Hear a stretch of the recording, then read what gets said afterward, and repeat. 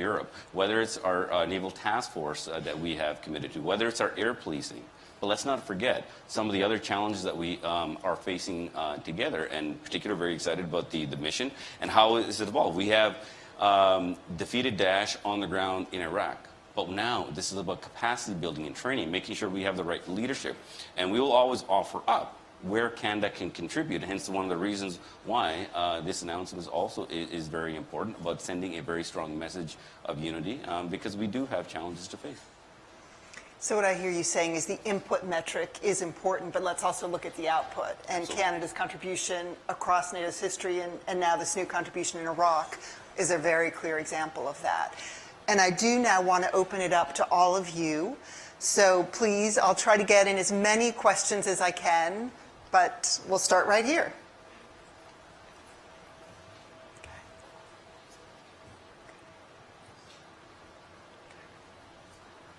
And please just introduce yourself and, yeah. I'm chairman of the Foreign Affairs Committee of Latvia. So once again, thank you for what you've done. My question is not about NATO, about the European Union. Would you agree that the EU is an equally important partner in the transatlantic relationship? And would you think PESCO or any other EU activities to promote greater cooperation on defense are a threat to NATO or to what Canada's doing, or is it a complement? I think European Union matters significantly. I mean, Canada has been very pleased over the past couple of years to have concluded a landmark progressive trade deal with the European Union in CETA. At a time where trade deals aren't necessarily particularly popular around the world, we're actually signing stronger trade deals with Europe. We did one with Asia with the CPTPP. We're working on renegotiating NAFTA and keeping our fingers crossed on that one, but we are actually moving in the right direction on that. But Europe is a valuable and important partner, not just to Canada, but to the world. I think there's a lot of interesting conversations that the Europeans are rightly having about their responsibilities around defense through the European Union. I think our big concern is there not be overlap with what NATO is doing. I think real clarity on what NATO is and what the European Union can specifically do more of is quite frankly a welcome conversation. I think there is really a time for countries of similar values, approaches, and democratic principles to look for all the different ways and levels that we can work together well, because we know that there are a lot of forces, some explicit, some more subtle, that are trying to degrade or break up the kinds of alliances that have led to unparalleled peace and prosperity around the world over the past 70 or so years. And if anyone else wants to jump in, just signal to me. Let's try and get as many questions as we can. And yes, please. Radmila Shekerinska, Defense Minister of Macedonia. I wanted just to ask an additional question following the comment about liberal democracy.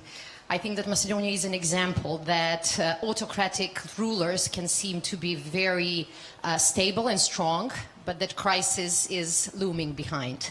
And I think it's also an example that liberal democracy can fight back, and it can create new hope for democracy, rule of law, media freedom, and also cohesion in a very diverse region and country. But I also think Macedonia is an example that NATO honors its words, and the decision that we expect today, the offer of an invitation to join NATO, is an example for other countries in the region and elsewhere. So I would like to hear your views about how the enlargement in NATO should continue, and how some of the other countries that have voiced their concerns can predict the future of NATO allies. And finally, let me thank Canada for its steadfast support for our NATO membership. Thank you. Thank you. Chrystia. Well, I think that's all really, really well said. And I think we should all really congratulate Macedonia on the tremendous work you guys have been doing in a difficult neighborhood, in difficult circumstances. And I think the point also about the brittleness of authoritarian regimes is very, very well made. I began my professional life as a journalist covering the collapse of the Soviet Union. And actually, one of the stories that I wrote was covering the famous Chicken Kiev speech in August of 1991. And a few weeks after that speech, that was a speech about saying the Soviet Union needs to stay together, given in Kiev. And a few weeks later, the Soviet Union fell apart. So it's a very important point for us to bear in mind. Authoritarian regimes can seem so strong and so implacable, but they're also very, very brittle. In terms of a path forward for membership, I think that's also really important. And one of the strengths of, I would say, NATO overall, but even more broadly, I would add the EU to that mix, and I would say the whole idea of the transatlantic alliance is this was about creating an international rules-based order with liberal democratic values that was not a closed club, that was open to membership for people and countries aspiring to share those values. And I think that openness needs to be one of our core values as a group, and we need to be true to that value. Please, right here. Thank you very much. My name is Iskandar Akalbayev, and I'm coming from Kazakhstan. I'm also part of the Atlantic Council Millennium Leadership Program. So my question is actually basic. So what is your kind of prediction? How do you see the future development of NATO? And I think sometimes we do not speak about one of the greatest assets of NATO is their global partnership around the world. And how do you view the global partnership of NATO in Asia specifically? Harjit, on that? No, I think, Prime Minister, I think it's very important. When I was just recently at the Shangri-La Dialogue and talking about the challenges, again, whether we talk about NATO and some of the challenges that we face and we work together, but we collectively as nations also are working together in dealing with some of the challenges there. For example, I'll give you an example. So some of the work that's happening in the Middle East, especially in Iraq, when dealing with Daesh, we have to be mindful of the displacement that occurs with some of the foreign fighters. So we are working together to making sure that are we putting the right tools in place to be able to monitor some of this, to prevent cells being created in other places, and especially in places like the Asia Pacific. So we are doing our part. And I'll give you Canada's approach to this. We, in the past, haven't had a consistent engagement in the Asia Pacific, but now we do. We do have a consistent engagement. We do capacity building in the area with our partners as well. So this is not about when you see a challenge, everybody wanted to jump in. This is about looking at, if there's a challenge, analyze it, and look at which nation's experience can be best suited. And that's the approach that we're taking, and that's the approach that we're taking for Asia Pacific. Super, thanks. Thank you. Christian Schmidt, Member of Parliament, Germany. And it's very, very impressive to hear your report about Latvia, and I think this enhanced forward presence is indeed one of a very, very strong signal that NATO wants to have a unique zone of common responsibility and security. My question is, knowing that this is a very strong symbol, but symbols are not the end of politics and the end of situations. We talked, and you talked in Wales about the necessity to have some deployability in case of developments. We talk about infrastructure, but we talk as well about capabilities being prepared to be deployable in due time. Do you see that there is all work done nationally and in NATO level, or what do you expect that there has to be more enhanced commitment? No, I mean, I agree entirely. I mean, the symbolism of us standing together is extremely important, but that's ultimately not what it's about. Before the advanced forward presence, there was a real risk that what happened in Crimea could happen somewhere else.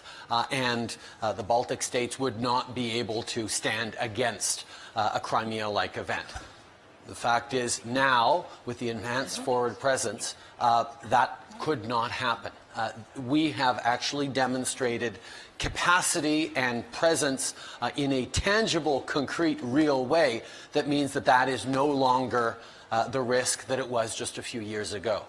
And that's what we have to remember, that as much as it's nice to come around and talk about values and principles, unless we're willing to step up and stand for them, that doesn't really mean a whole lot in the face of authoritarianism or backsliding democracies or the strong-arm tactics that we're increasingly seeing in different places around the world.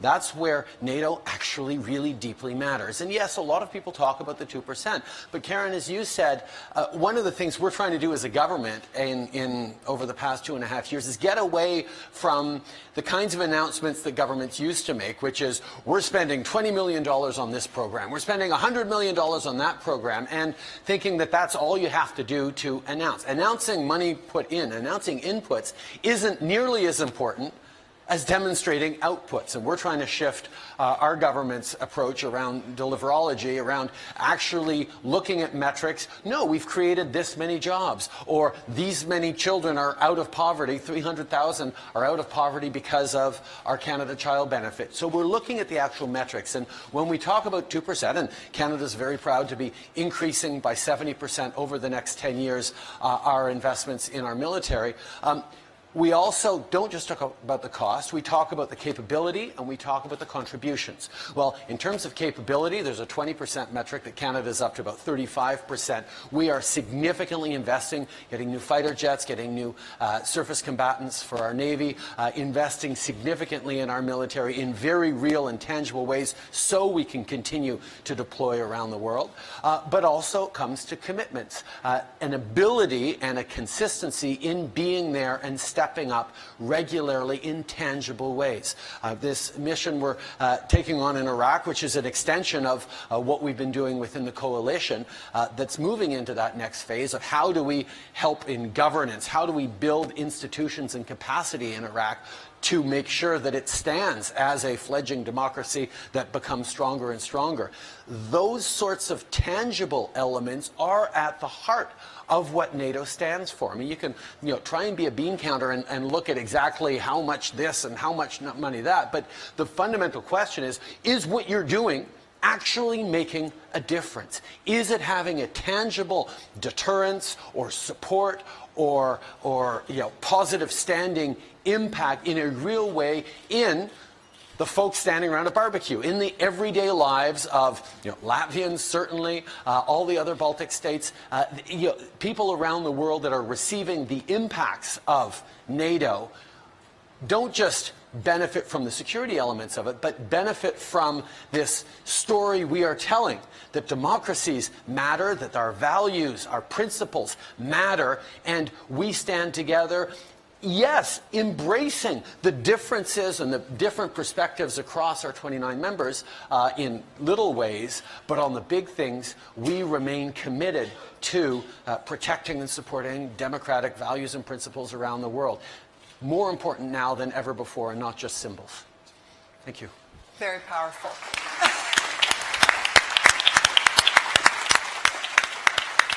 We have just about 4 minutes left, and there were lots and lots of hands. I'm just going to take the last two together and pair older generation and younger generation. So you, and then we're going to come to the front row. Yes. Thank you. Stefano Stefanini, Atlantic Council. My question, Prime Minister Trudeau, is a follow-up to what you just said. Canada has participated in every single NATO operation or deployment. Do you think that Canada has carried more than its share of the burden, if not in expenses, in blood and treasure? And how do you explain it to your barbecue people that it was worth it, the price they paid, especially in blood? And let's grab this real quick. Thank you. Rikas Kos from Latvia, Member of Parliament. Thank you, Prime Minister, for a very passionate answer about values. There's no doubt we share them. But I was thinking of another ingredient that unites us all together is a common memory. And this is something that we see in Europe that divides member states. That also we can see it in the NATO, that we lack common memory. The